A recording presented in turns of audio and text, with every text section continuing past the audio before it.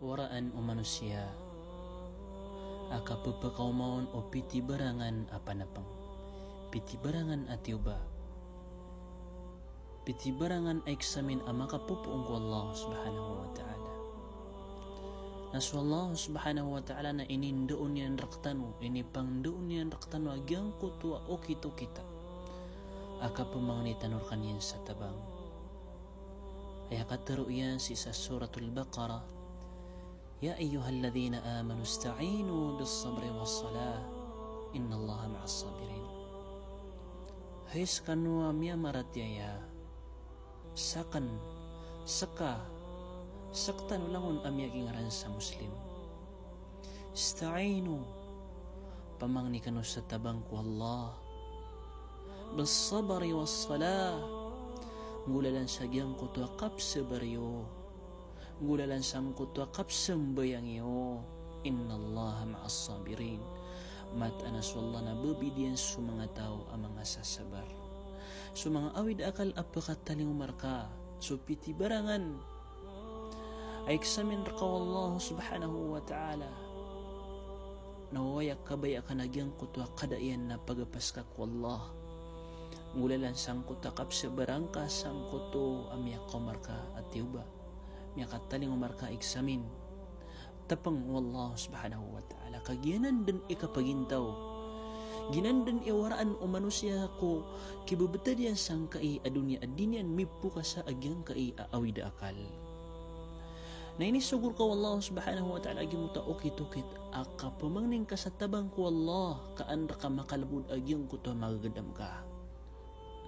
o ba sukagkadayan na da akagkadayan o gaid na sukagdamang kaon sa ikukalbudyan na giyutoy pakataling umarka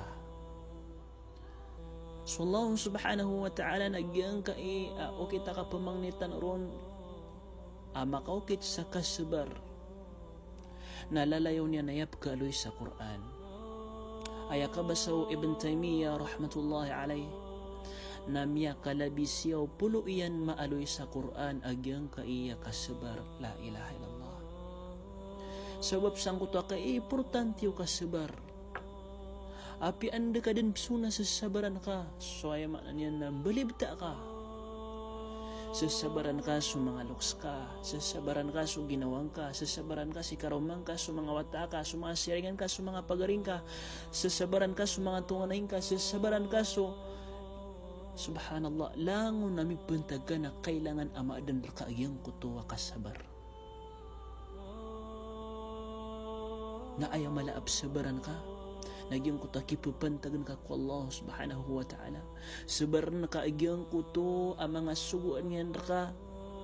sabar na kaagyang kuto ang mga inisapar yan raka sabar na ka amala agyang kuto ay nitakdirian raka as kanya so kadar malagin sumapya antawa kamarata kailangan amatarima ka to ngulalan sagyang kai akasabar nakataguang kasamanang sang kaedong yan asampur na salungan amauri innama yuwaffas sabiruna ajrahum bighairi hisab mata na imbagay ko mga sasabar ang mga tao subalasiran sa din ang kapamagitong ya Allah paninta ko Allah subhanahu wa ta'ala apandanon niya si ko mga tao ang mga patiis mga sasabar sa ikunganin at tapang nagutiuba nageksamin raktano o Allah subhanahu wa ta'ala malagid sumiyakaukit ko mga takdirian nagusumiyakaukit sa ikong mga tao. Assalamualaikum warahmatullahi wabarakatuh.